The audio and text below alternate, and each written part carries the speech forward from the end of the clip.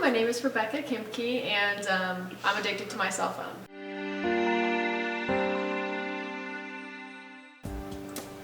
It all started when I noticed that I would, in any situation, would take pictures for Instagram, videos for my Snapchat, updating my followers. Follow me if you don't already. But I knew I had a problem the day that I was hit by a lady on a bike. I was coming home from school one afternoon. In the mailbox.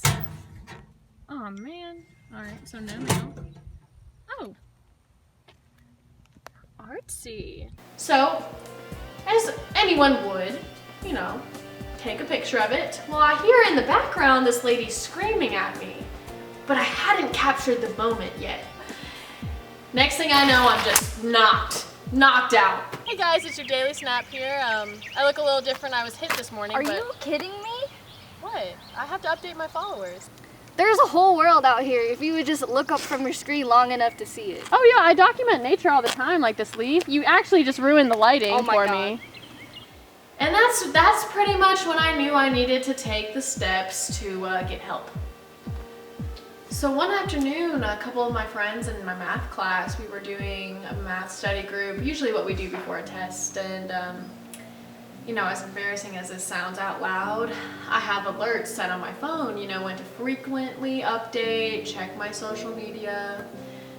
Well, it came to my friend's attention to point out to me that I had a problem. And you know, when they told me I had this social media issue, using my phone all the time, yada yada yada, I was like, okay, you know, shoving it under the rug as anyone would. So I just casually, you know, carried on. Well, it interfered with me helping my friends, and I think that was what bothered me the most. So I just really didn't change the way I was, still updated my tweets and posted on Instagram, you know, whenever my alerts went off. Well, it then came about that I knew that there was more of an issue. So I went to someone who I trusted, who's Miss Allen, and I told her about my social media addiction, and you know, she said the issue was real. It was there, but it was not too late to be proactive and change the way I was. So she gave me some really good advice. She told me to wear gloves. I know that sounds extremely silly, but you can't have a fingerprint through gloves. You just can't do it. You can't text, you can't do anything, so it eliminated me from using my phone.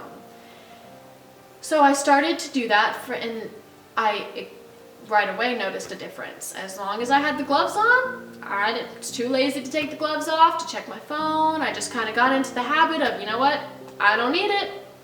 I finally was like, I'm becoming less of a addict to social media. It felt rejuvenating.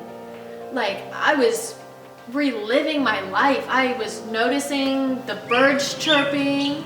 You know, it wasn't animated either. It wasn't on my story on Snapchat. I could actually enjoy what was around me and not have to document it. It felt great. So thank you, Miss Allen. You know, the gloves. I definitely feel, as a whole, a better person. And it always starts with admitting you have a problem. So if this is you and you have an addiction to social media or your cell phone, take act now before it's too late.